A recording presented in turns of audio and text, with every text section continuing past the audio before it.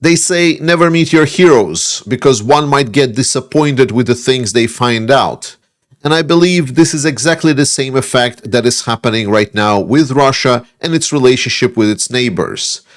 We talk a lot on this channel about the effects and costs for Russia of their war on Ukraine. And oftentimes we talk about military costs or economic costs. But I think it's also worth talking about what is the effects on the political aspects for Russia of this war. I'm Georgie with Ukraine Matters. Let's talk about this. No matter whether you subscribe or don't subscribe about the realism aspect of the worldview where there are major powers and then there are countries around their orbits, in any case, when one looks at Russia and sees just how big it is and how many countries are there and how many countries Russia has influenced in the past, one might not stop wondering what exactly is the relationships Russia having with those countries. Well, we definitely know that Russia is not doing well with Ukraine, and it's definitely not doing well with some of the other NATO countries like the Baltics, which are one of the most vocal supporters of Ukraine and one might say haters of Russia. But everyone else has also been looking at Russia not the same way since Russia invaded Ukrainians. The biggest topic on display right now is obviously Russian relationship with Azerbaijan, where they have been spiraling out of control the last couple of days to a point of we are actually not really know where it might end, but some of the rhetoric is pretty heated. But I don't have a personal big love for Azerbaijan. It is a dictatorial state, and I think dictatorships are a bane for everyone. It just happens to be that for now, this dictatorial state is more favorable to Europe because it supplies gas and oil, and also a little bit more favorable to Ukraine because they're vocally supporting Ukraine as well. But overall, we should never forget that it is a dictatorship as well. So right now, for me, there is no favorite party in a conflict between Russia and Azerbaijan. With that said, we should probably start by recapping what exactly is the relationship with Azerbaijan and how good or bad they were. Now, Azerbaijan has had a war against Armenia just recently for the territory of Nagorno-Karabakh. Now, I'm not going to be talking about this conflict at all, but what you might need to understand here is that Russia was supposed to be a mediator in between this dispute that Armenia and Azerbaijan had. And Russia had a lot of influence over the region because of that. However, because Russia wanted a better relationships with Turkey and Azerbaijan, Russia sold out Armenia's backing in that conflict, almost completely siding with Azerbaijan and Turkey. And despite what you think about who the territory should belong to or not belong to, what we need to understand is Armenia really wanted to be good friends with Russia. Armenia gave up on a lot of things just to please Russians, and Russians backstabbed Armenia nonetheless. And while it was nice in games for Azerbaijan at that time, and they were gladly winning the war and Russia proclaiming them as a victor and giving all of the spoils to Azerbaijan, the more problematic things started happening later down the line.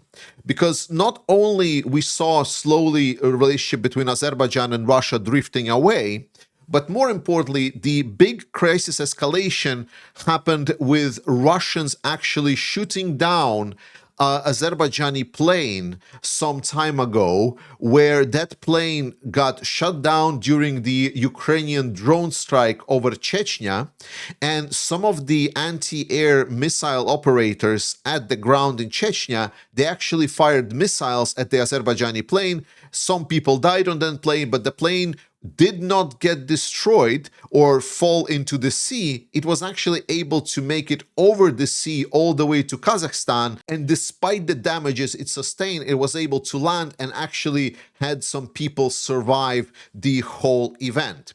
This caused a lot of tension between Russia and Azerbaijan because of the obvious things. Azerbaijan at first demanded that Russians would at least say sorry for what they did, acknowledge their mistakes.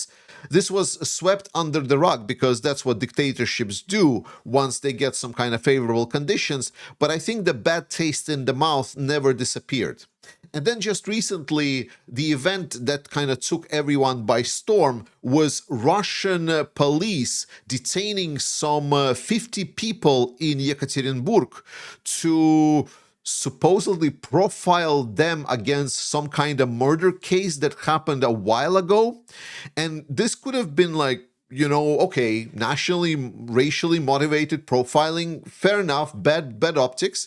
But more importantly, inside of the Russian police headquarters that they were detained, all these people got mercilessly beaten, and two of them, actually aged 55 and 60, died in custody. The others that were later released and not charged with anything, so they were suspects, but they were not even charged with anything.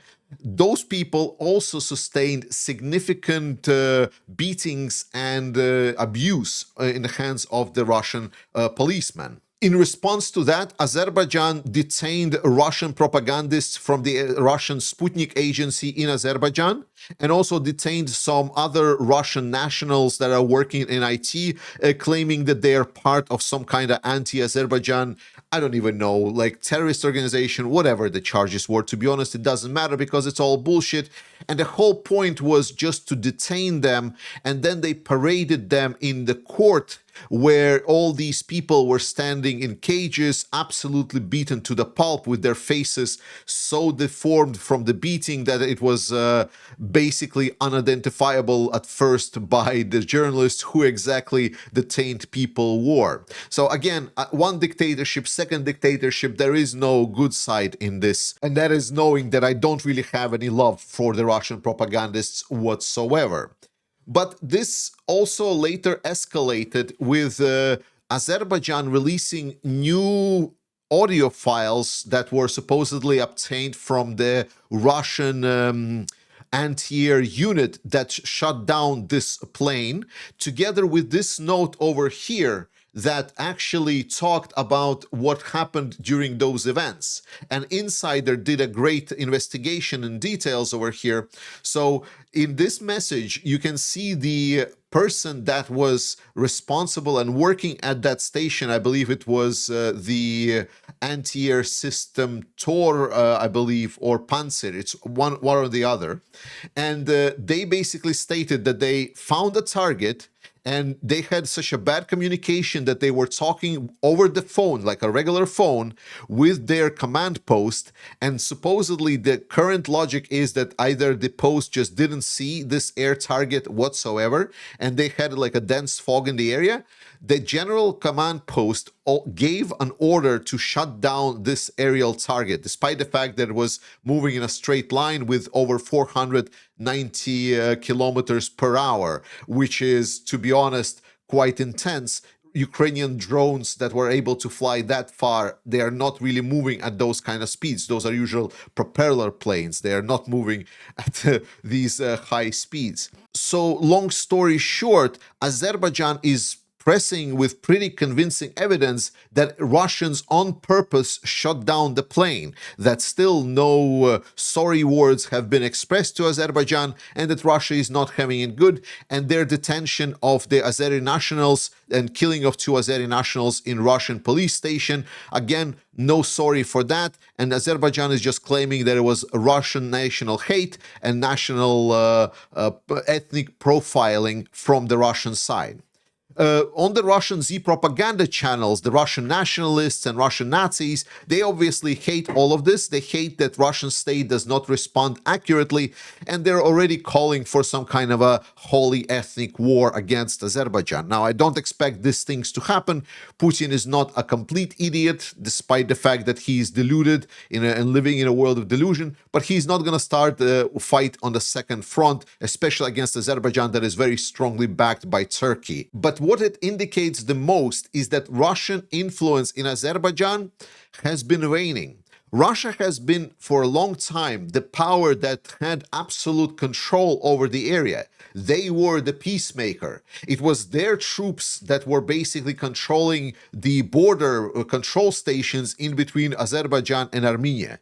It was Russian influence everywhere. Yet their forces have been thrown out of the region.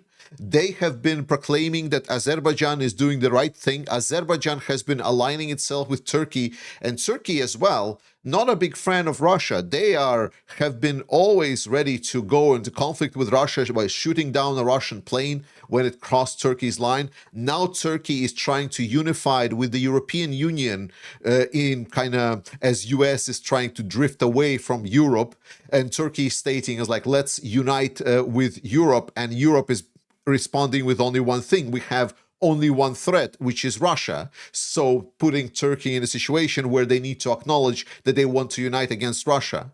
Turkey still, while having like a 50-50 attitude, but they still are completely supporting and vocally supporting Ukrainian integrity of Ukrainian borders, stating that specifically Crimea belongs to Ukraine. So Russian influence in that southern region has been diminishing significantly, and it has been showing that Russia has not really been able to achieve their war goals. Because think about it this way, if one would start the war, what would one want to achieve? Now, we can talk about the land grab, like if land grab would be useful, but no land grab is worth what Russia is doing right now, right? Russia is basically destroying all of the cities, requiring it later on to invest hundreds of billions of dollars just to kind of get back the infrastructure and get back the cities to some kind of livable state where they can potentially extract some benefits from that land, which is actually still not given because Russia is capturing only ruins. Okay, if it's not the land, maybe then it's a political statement. It's a statement of projecting your power to the outside. Well, in that matter, Russia is failing as well, because we saw everyone that Russian military was the second military in the world, that people were so afraid that they were putting videos together of NATO combined military going up against Russian military, and then people in big circles were circling big numbers of Russian tank supplies. Well, now we know that a lot of the Russian tank supplies are gone and out. That Russian military right now consists pretty much of conscripts that are being sent to their deaths by the brutal commanders, and that has been proven to be basically the only way that Russia can fight.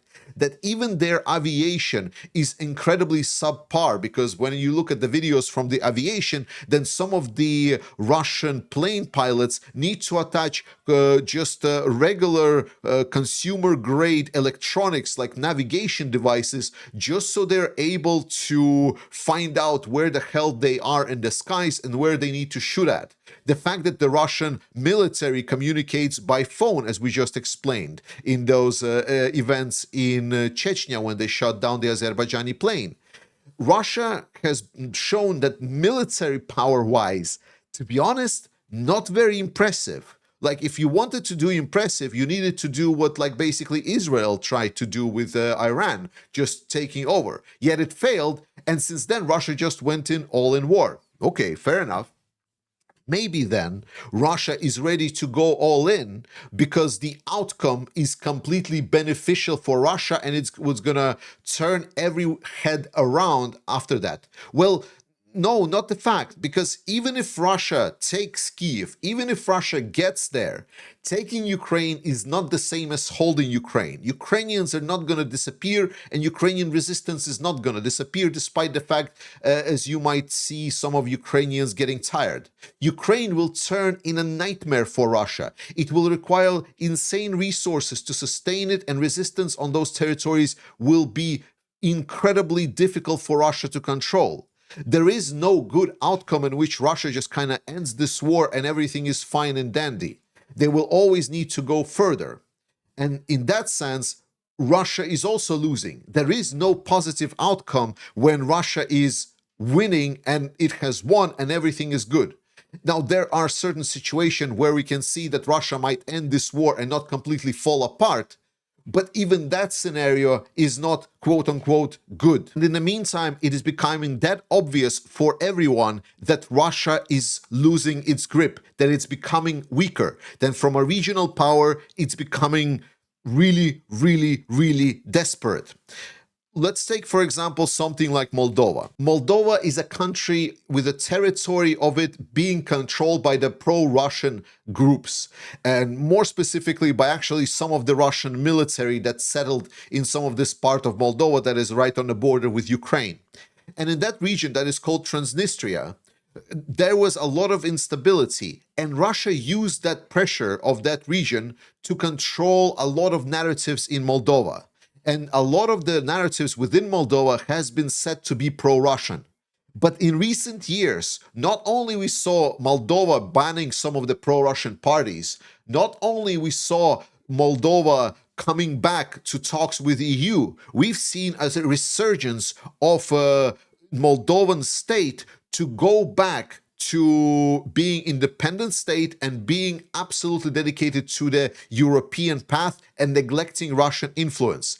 Now, Russia is still trying to push a lot of their influence into Moldova. In some of the latest elections, for example, in Romania, we saw those things happen. And in coming elections in Moldova, we're going to see a lot of the Russian interference.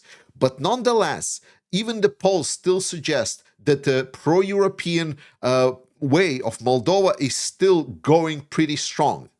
Moldovans that were first very afraid from the war coming to them from Ukraine, as Russia would roll through Ukraine, now looking at what is happening there, they are becoming a lot braver. They are becoming more bolder, and they're ready to even show teeth against the Russians whenever there's something that is unpleasing happening to them by rejecting their diplomats and expelling them. And what is not helping paint Russian image is the fact that it's giving up on a lot of their soft power. The region itself that Russia is controlling is actually now suffering because Russia chose to cut gas supply to Transnistria.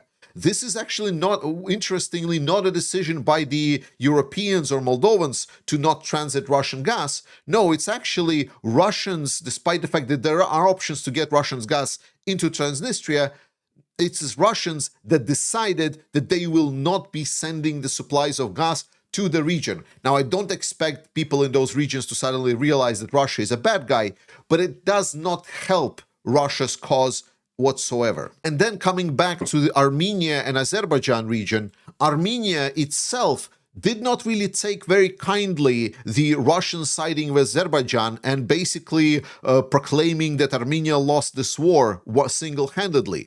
It was a lot of unrest in Armenia because of that against the Russians. And since then, relationships have not been going really well. A lot of Russian forces have been expelled by Armenia. A lot of the anti-Russian narratives has been popping up. Armenia de facto froze their participation in the Russian NATO, so to say, and they have been going pretty strong in trying to find additional connections with some of the Western states, like United States, because they don't have access to Turkey, or maybe some of the European states. Armenia is looking how to get off of Russia because of their dedication towards Russia for so long. They really gave it all to be good friends with Russia. Yet because they got backstab and because they don't really have any good allies, as they gave up on all of those things in favor of Russia, now they're desperately trying to find a way how they can get out from the Russian grip. And they are actively doing it. So Armenia is leaving Russian orbit as well. Kazakhstan, another state that was for a very long time very good partner to Russia. Some people were projecting that Kazakhstan will become basically second Belarus, like a second subsidiary state to Russia. Yet in the recent years, we saw great departure from it.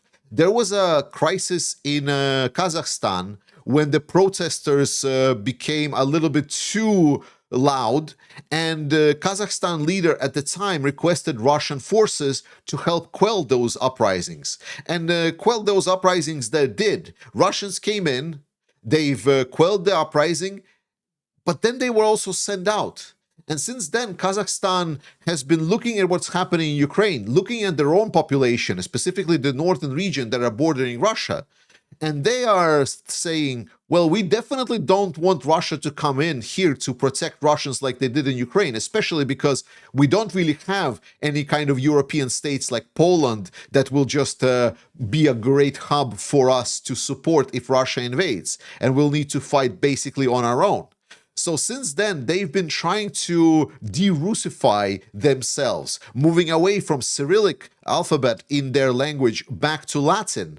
They have been doing a lot of work to try to talk around the sanctions that needs to be pushed on Russia. While there have been 50-50 success on what exactly they are prohibiting when it comes to Russian circumvention of sanctions through Kazakhstan, in general, the rhetoric was not favorable to Russia. One can say that they are acting more neutral to Russia.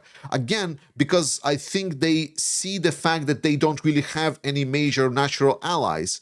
And because of that, they are looking for that major natural ally that it can get and protect them potentially from Russia by siding with China. China and Kazakhstan have been drifting closer together for a while now, and Kazakhstan has been betting big on China, and they have been trying to introduce as much China as they can into the parts that used to be belonging to Russia exclusively. And China is not a friend of Russia in any case. Like, there has been leaked Russian intelligence assessments which clearly stated that China is perceived as a competitor, if not the enemy. Yes, that's the language that has been used in those reports. China is not helping Russia by the good of their hearts. They are not an ally. Now, China is not diminishing their relationship with Russia, but they're not actively working to establish them. Whenever we're talking about what's happening between Russia and China, I think it's worth looking at the numbers. And because you know I'm a data nerd, we're going to look at some data right over here, and you're going to see exactly what is happening. Firstly, let's look at this China-Russia trade that surged post-Ukraine invasion. And here you can see the charts. The yellow line is the total bilateral trade between China and Russia. The red line is Chinese imports of Russian goods. And then the blue line is Chinese exports to Russia. So we see that exports and imports were very, very similar level. They were extremely, extremely close together. Since then, the total trade has grown, but not super extensively. Like, it's an extensive growth, but it's not like skyrocketing. But more importantly is when we actually look what was happening with that growth. Because if you look at the imports chart, you see that imports have been kind of grown a little bit, but then it kind of plateaued, and now there is even a little bit of a tendency, as you can see, the curve kind of more shifts towards being downward trending. So China is not buying more Russian goods, yet we see the exports do increase. And this is interesting. So there has been some increase in exports, and that is the main driver of the relationship in economics between Russia. So then we can look at this one, the dual-use exports. And this is where we can see the biggest increase. So if you look at the years, you can see that it is computer and semiconductor components that have been started to be exported from China to Russia. So all of the growth that China and Russia has been experienced is Russia buying Chinese produce to put in their military. That is it. That's the growth that Russia and China were experiencing. It's not like a natural contracting on like this stuff. China here, and what this chart shows us, is China looking at Russia and says, you are my milking cow. I am gonna get all the economic benefits for myself that I can. I am gonna make you buy my stuff. I'm gonna make you pay for that stuff. And we're not gonna give you anything that is for free. We talk about China and Russia making a pipe between Russia and China, but for one reason and one reason only, so China can get directly the gas from Russia for basically free. Because the contracts there, they don't state any price actually for which Russia is selling the gas to and oil to China. And some of the journalists that digged into the problem, they find out that Russia is basically paying China just so they would build this pipe, and so they would buy the oil and gas from Russia to try to offset the costs that Russia invested to build up their pipe. So for now, for Russia, this is not a net benefit project yet. And China has been going away from a lot of the Russian oil. A lot of the stuff that China has been doing, then China is moving from supplying their oil, for example, from Russia to some of the other countries like Malaysia. And the new pipes and new oil deliveries, China is not really interested in. Firstly, because their economy is not doing super hot. And secondly, because they are actually moving away from a lot of the oil-based economy. And to be honest, without oil and gas, Russia doesn't really have a lot of things to offer to China. And that's why Russia is just becoming China's consumer market, and they are happy about this. So China is not a big friend of Russia. Relationships between Russia and China are friendly on the outside, while Russia pays for it in bulk. A good ally of Russia that even on this channel we were considering part of the Russian anti-West evil axis has now had some of a fallout with Russia, Iran. Because Russia, once they saw US and Israel bomb Iran, Russia just kind of like said, well, sorry, you go, Iran, like you do you, we support you. And that was about it, just some good words of encouragement, which actually created a lot of fallout between Russia and Iran relationships. Now, they're not completely gone because Iran doesn't really have a lot of friends in the Middle East altogether. So they do need friends. So that's why they cannot really go away fully from Russia. It is still useful. But I think a lot of goodwill here, and it has been reported, it's not just me saying, that a lot of goodwill has been going out, and everyone saw that Russians are the dogs that will betray you and stab you in the back whenever it's more useful to them. And they are seeing just how weak Russia is. And I think the only friend, the true friend that is left there for Russia, that it can rely for, that they can actually try to do something and hopefully still do significant damage to Ukrainians, kill a lot more civilians, and break every single war crime together, is this fatso over here, Kim Jong-un. But to be honest, I do not really think that this is exactly who Putin would like to be compared to or be together with. He was very reluctant at going forward with those relationships, obviously because they don't really have, Russia doesn't have a lot of friends. That's the only option they had, and it doesn't talk high of it.